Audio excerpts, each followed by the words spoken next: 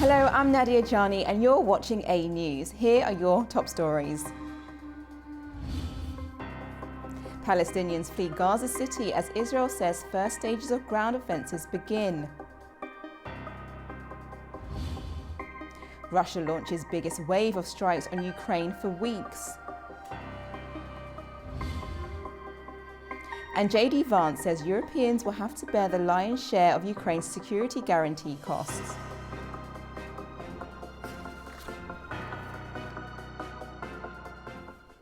Israel is pressing ahead with plans for a full-scale assault on Gaza City, despite stalled ceasefire talks and growing warnings from world leaders about the humanitarian costs. Israel's military says it has launched the first stage of its long-planned ground offensive to seize Gaza City, with troops already holding positions on the city's outskirts. Military spokesperson Brigadier General Efi Defrin said the army had moved into the next stage of its Gaza campaign. In accordance with the guidance of the political leadership and after the plans were approved by the Chief of Staff, the IDF has begun the second phase of the campaign, Phase 2 of Operation. Defense Minister Israel Katz approved the operation on Tuesday, with the plan expected to go before Israel's security cabinet later this week. Around 60,000 reservists will be mobilized in September to free up active duty personnel for the push. Hamas accused Israel of blocking a ceasefire deal in favor of continuing what it called a brutal war against innocent civilians. The operation comes amid warnings from international allies. French President Emmanuel Macron said Israel's Gaza City takeover plan can only lead to disaster. The International Committee of the Red Cross warned that mass displacement and intensifying strikes would worsen an already dire humanitarian crisis for Gaza's 2.1 million people. Despite mediation efforts, ceasefire talks remain stalled as Israel prepares a full-scale assault on Gaza City, where nearly 1 million Palestinians are trapped in dire conditions. Due to those full-scale assault plans, hundreds of thousands of Palestinians are fleeing Gaza City and are expected to be ordered to evacuate. Here's more on the story. Fear and exhaustion are forcing thousands more Palestinians to flee Gaza City. Families say they are running out of food, water, and any sense of safety as Israeli forces step up bombardments. What drove me out is the hunger, the siege, the war, the rockets falling on us, and the drones bombing all night. Many have nothing but what they can carry.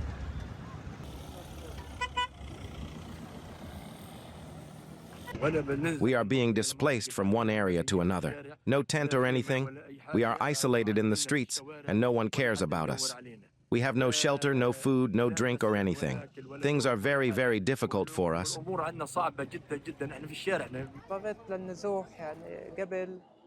I had to flee before the mass exodus from Gaza City occurs.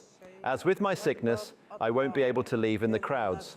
So I left at this time when there is still no traffic to reach the south and try to find a shelter for my family. There's no safety at all. Just the other day they hit a room in a building next to us, and we were lucky to be spared. I won't tell you about the shrapnel and all.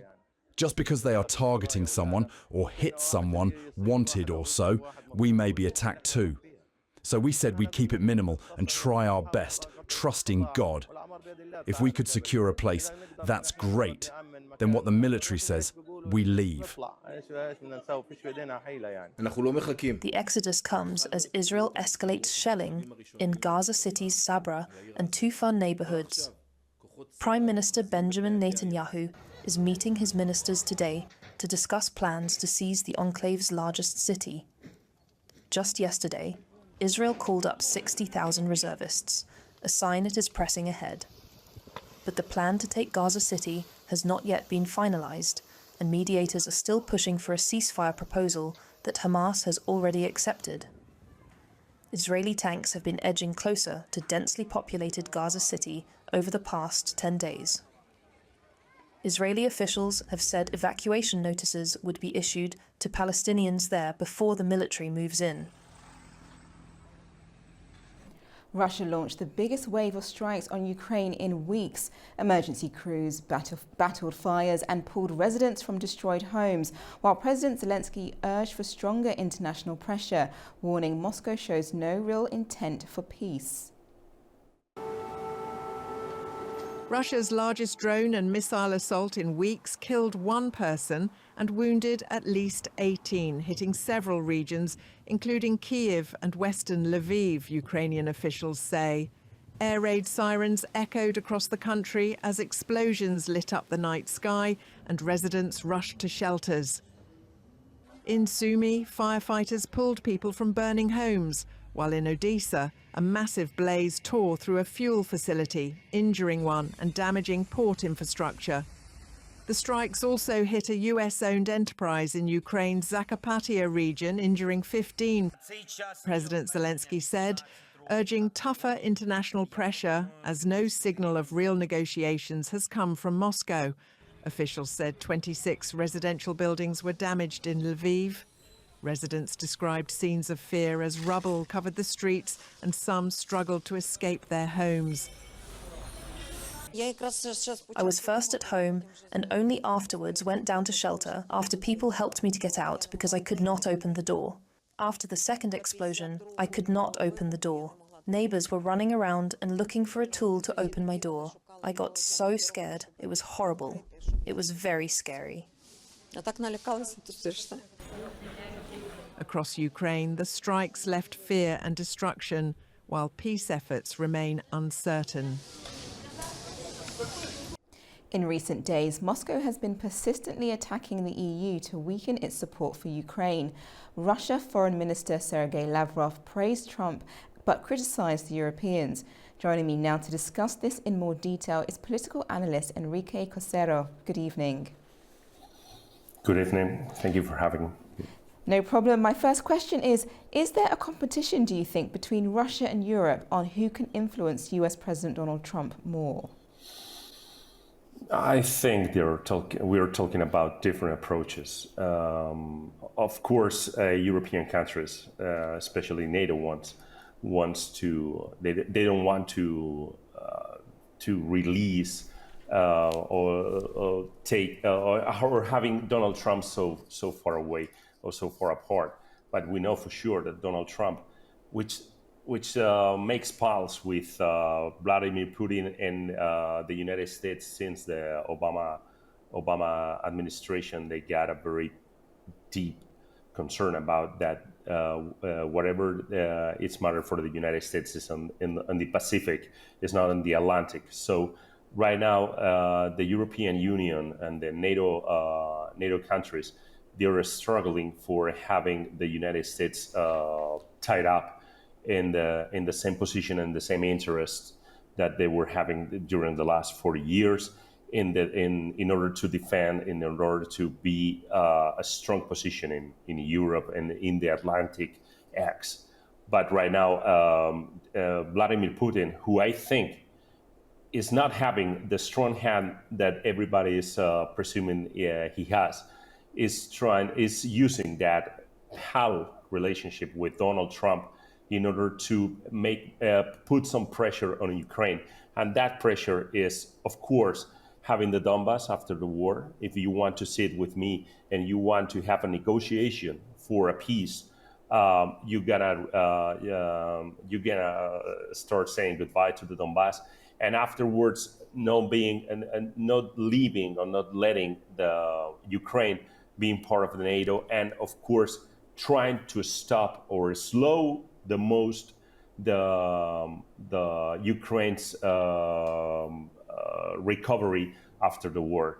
And that's the most important part. If Putin can slow down as much as he can the Ukraine's recovery, the other countries that could be felt threatened by Vladimir Putin are going to have more fear of getting into a conflict with Russia. And do you think those particular tactics are hindering or helping the peace process? I think is adding, as I said, I think it's adding pressure. there is no sort of, or I think there is no sort of agreement right now. I see no conditions, or I see no points on the table to discuss about in order to reach not just peace, but even a truce right now on the war in Ukraine. So it's more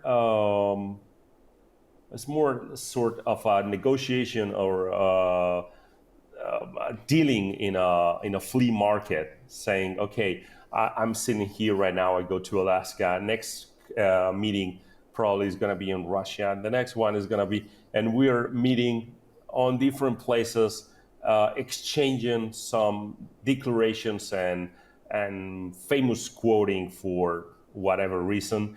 But there is no points. There is, I don't feel there is, and I don't see there is anything tangible on paper or on any table that they want to discuss. There is even no, Witkoff is making whatever he can, but there is no solid. There is not a solid table and solid chairs to be seated for discussing a peace agreement. Well, Sergei Lavrov has recently said that there is increasingly clear understanding among the US partners for the need to eliminate the root causes of the crisis. But how do you interpret those words that he just used? I think he's gaining time right now. As I said, Russia got very, very clear view of what they want for an afterward in this situation. And it's the Donbass. They already got Crimea, and having Crimea and the Donbass, they got a clear path in order to go to the Black Sea and then to the Mediterranean. Only talking with Turkey in order to get another clear path into the Mediterranean, which is going to provide Russia with a huge commercial routes. Trying to complete or compete, whatever comes first, commercial routes with China and all the Middle East countries that they're capable to have that commerce open with Europe and with the United States, Africa, and all that. Exchange of minerals and material, prime material on that continent. So for Russia, it's so clear that they need that access to the Mediterranean. And as I said, as much they find Ukraine weak, the better for Russia. And and Lavrov and Putin and the whole Russian government are playing with that weakness in advance, with what I think is a very also weak hand of poker from on the Russian south hands. And finally, Lavrov also said that security discussions without Moscow are a road to nowhere.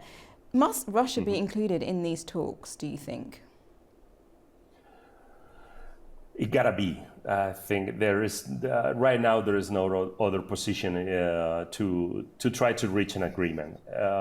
Just start a negotiation. Just discarding things is not a good way to start a negotiation. Discarding has to come in the very talks and in the very negotiation with between parts or amongst parts in this case, and starting with those conditions is just could be a bluff, right? Could be a bluff in order to gain time, in order to have more time for increase the pressure and see what's Donald Trump's next movement is gonna be. Or Hedged or Witkoff, as I said.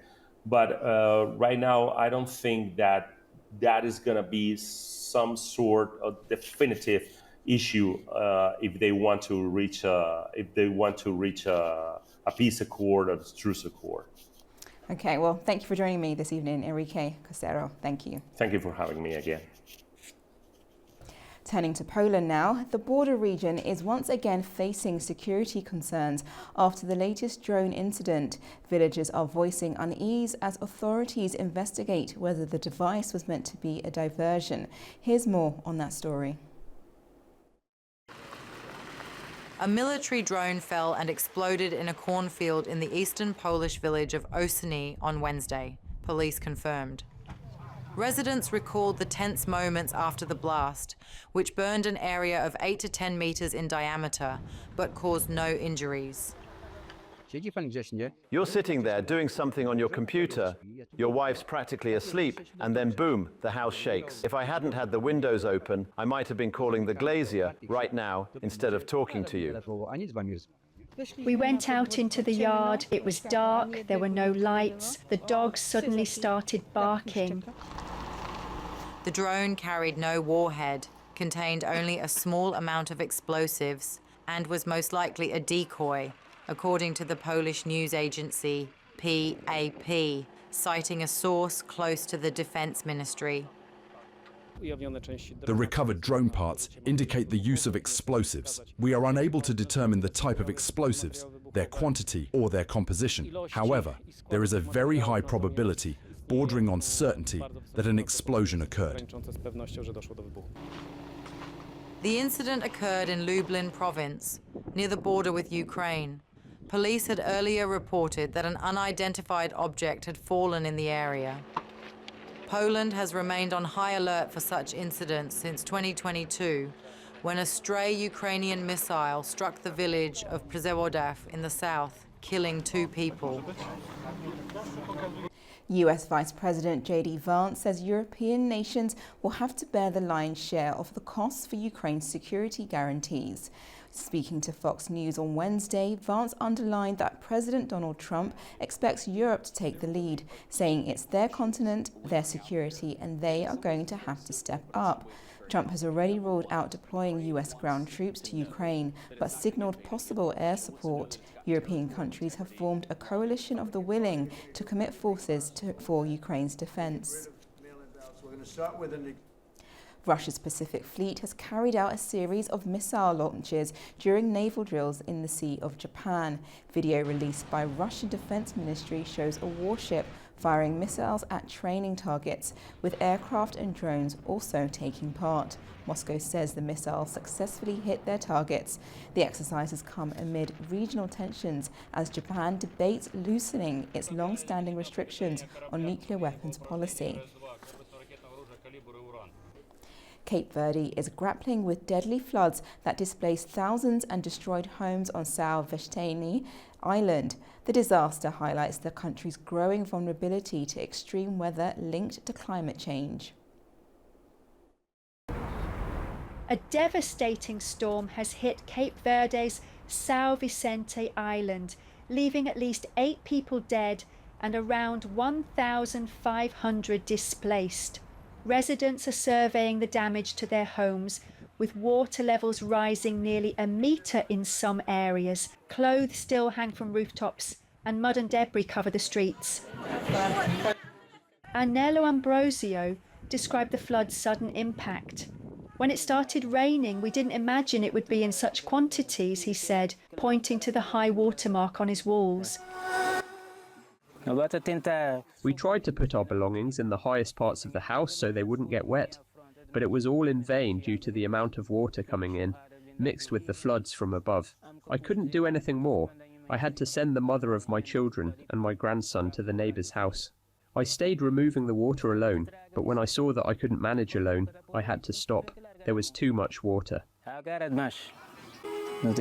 In just 5 hours, São Vicente received 193 millimetres of rain, more than its average annual rainfall. Roads were cut off, including access to the international airport, and emergency services struggled to respond. Some residents recalled the strong currents that almost swept away their children. My children and I were inside the house when the storm began. It didn't give us time to do anything. I can't understand myself because it was a horrible situation. But I thank God that my children and I managed to jump through the window and escape. We couldn't save our belongings, but we managed to save my life and my children's lives. Now we'll see what to do with our lives.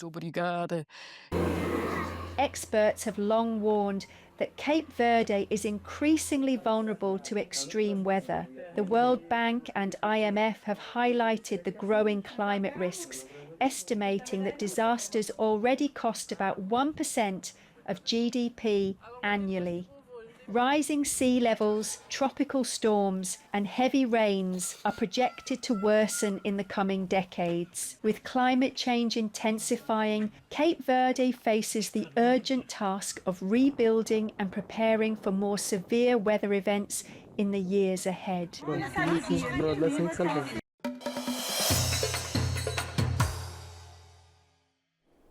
Iran's Foreign Minister Abbas Araghchi has ruled out imminent nuclear negotiations with the United States, but said talks with the European powers and the International Atomic Energy Agency are planned for the coming days. Here's more on that story. Foreign Minister Araghchi stated that effective nuclear talks with the US are not in sight because the US is insisting on zero enrichment, adding that the talks with the European Troika of France, Germany and the UK, as well as the IAEA, are likely to take place over the next few days. In an exclusive interview with the official IRNA news agency, he said that the US resorted to military action against Iran last June after it failed to impose its zero enrichment condition, while a strong lobby in Washington forced American negotiators to rule out the shortcut solutions discussed during the talks. Araghchi also said that the E3 has realized that its threat for recalling for reactivation of the snapback mechanism or fast return of UN nuclear sanctions on 31st of August will not work, which is why it has suggested extension of the UN resolution 2231 beyond 18th of October. According to the Iranian foreign minister, the European powers are no longer a party to the 2015 JCPOA Iran nuclear agreement and hence lack the legal, political and ethical position to demand for the return of sanctions. Local media reported that China and Russia, which are both signatories of JCPOA and permanent members of the UN Security Council with the veto power, have ruled out any justification for reactivation of UN nuclear sanctions against Iran. Araghchi also announced that Iran may dispatch a delegation to Vienna in coming days to continue the talks with the IAEA on new cooperation modality with the UN nuclear watchdog in the wake of the legislation on suspension of cooperation with the agency. In the meantime, the Swiss National Security Advisor Gabriel Luxinger held meetings in Tehran with Deputy Foreign Minister for Political Affairs Majid Takhravanchi and the new Secretary of Supreme National Security Council Ali Larijani. Switzerland has been representing US interests in Iran since 1980 following the severance of diplomatic ties between the US and Iran. There were unconfirmed reports that Luxinger may have forwarded a message from Washington for resumption of the nuclear talks with Tehran. Turad Shiralilu, reporting for AnewZ TV, Tehran. There is tension between Georgia and European institutions. Georgia's democratic trajectory comes under sharp scrutiny, with warnings of possible expulsion from the Council of Europe, along with accusations of double standards from Tbilisi. Our correspondent Nini Nikolashvili has more. 51 members of the Parliamentary Assembly of the Council of Europe have issued a strong warning. If Georgia does not reverse what they call its authoritarian course, they will move to challenge the Georgian delegation's mandate and even initiate the process of expelling the country from the institution. The declaration cites a sharp deterioration in democratic standards since January, when Georgia was urged to release what European decision makers labeled as political prisoners and commit to free and fair elections. Eventually, the Georgian delegation itself suspended participation in the assembly. Prime Minister Irakli Kobakhidze has dismissed the warning, calling the move absurdity. He argues that Georgia suspended its participation in PASE by its own decision and accused European politicians of being trapped in what he described as bureaucratic contradictions. The Prime Minister has gone further, sharply criticizing the European Union bureaucracy. Speaking to journalists, he said Brussels is governed by external influences and lacks sovereignty, warning that Europe is struggling to defend its own objective interests. The rhetoric escalated again when reports started that Georgia's visa-free regime with the EU could be at risk. Kobakhidze called such discussions blackmail and an example of double standards, pointing to Moldova as a counterexample. He accused Brussels of praising Moldova as a beacon of democracy, despite what he described as corruption, weak institutions, and lack of pluralism, while confronting Georgia with threats of sanctions. Still, he reaffirmed Georgia's desire to join the European Union, but stressed this must happen while preserving peace, development, and traditional values. For now, Georgia insists its path remains toward European integration, but the war of words underscores a growing rift between Tbilisi and European institutions. It's Nini Nikolaishvili reporting from Tbilisi, AnewZ. Armenian Prime Minister Nikol Pashinyan said the government plans to introduce simplified regulations at all of the country's border crossings, including those with Azerbaijan. Pashinyan added the reforms aim to improve the business climate and make export, import and transit procedures easier. He linked the initiative to ongoing efforts to reopen regional communications under agreements reached in Washington. The Prime Minister stressed that creating a smoother trade environment is vital for Armenia's economic growth. Azerbaijan Soccer will invest $7 billion in Turkey's petrochemical sector, reinforcing its role as the country's largest foreign investor. Our correspondent Aliya Aziz brings us the details. Ankara says Azerbaijan's SOCAR is preparing a $7 billion petrochemical investment in Turkey, a move Turkish Vice President Cevdet Yılmaz says will support major growth and macroeconomic stability. He says that preliminary engineering is complete under Turkey's master plan, and the government hopes the project will move forward as soon as possible, arguing that every dollar of domestic output will help narrow the current account shortages. SOCAR is Turkey's biggest foreign investor, with over $18 billion in energy, petrochemicals, and logistics. Its portfolio includes Petchem, acquired in 2008, which operates 16 plants, producing 2 million tons of petrochemicals yearly, about 11% of Turkey's demand, and the advanced Star refinery in Izmir. SOCAR states the new capacity plan, approved in December, may be phased in over 5 to 10 years. This industrial build-out also ties into Turkey's 2053 net zero agenda. Yılmaz points to R&D, including sustainable aviation fuel, as a way to decarbonize heavy industry while lifting export competitiveness. Regionally, Ankara frames energy as a strategy. Yılmaz highlighted closer coordination with Baku on boosting Azerbaijani gas flows and opening the door for Turkmen gas to be transferred through Azerbaijan and Turkey. He also mentioned the new gas supply to Syria, routed through Turkey, to restart power plants with 1,200 megawatts of capacity, converting gas to electricity as part of Syria's reconstruction push. The next steps include site selection and financing for the new complex, alongside deeper Turkey-Azerbaijan cooperation on energy and regional connectivity. For AnewZ, this is Aliya Aziz, Istanbul, Turkey.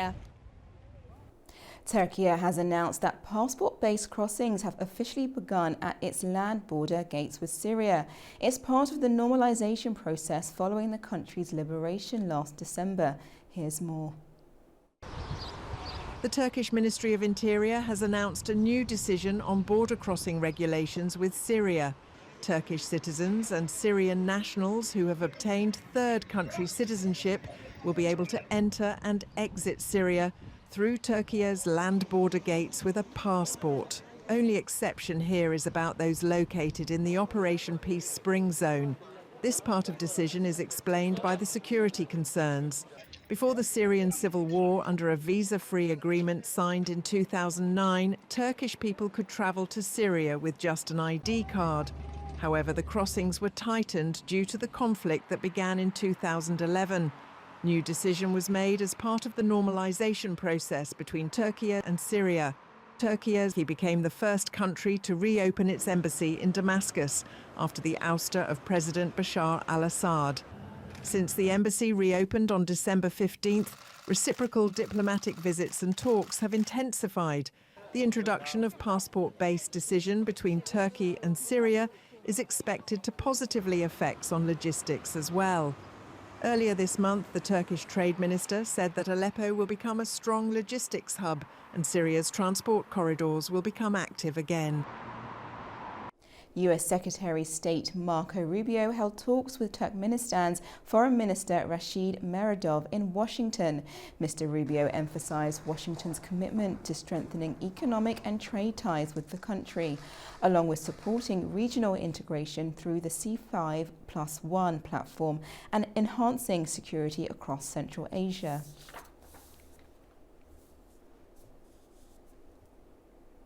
An active week of diplomacy continues in Bishkek. The city recently hosted an important meeting with Saida Meriritsi-Yoyeva, head of the administration of the President of Uzbekistan. She set the stage for the upcoming visit of President Shavkat Mirziyoyev to Kyrgyzstan. Here's more from our correspondent, Fariza Kalimazerna. Kyrgyzstan and Uzbekistan aim to raise their bilateral trade turnover to a new level, up to $2 billion per year. This intention was expressed during negotiations in Bishkek and became one of the key outcomes of the visit by the head of the administration of the President of Uzbekistan, Saida Mirziyoyeva. Meetings with Kyrgyzstan's President Sadyr Japarov and Prime Minister Adilbek Kasmaliyev covered a wide range of issues from the economy to humanitarian cooperation. Special attention was given to trade and economic relations. Prime Minister Kasmaliyev emphasized that Uzbekistan remains one of Kyrgyzstan's leading investors and trade partners.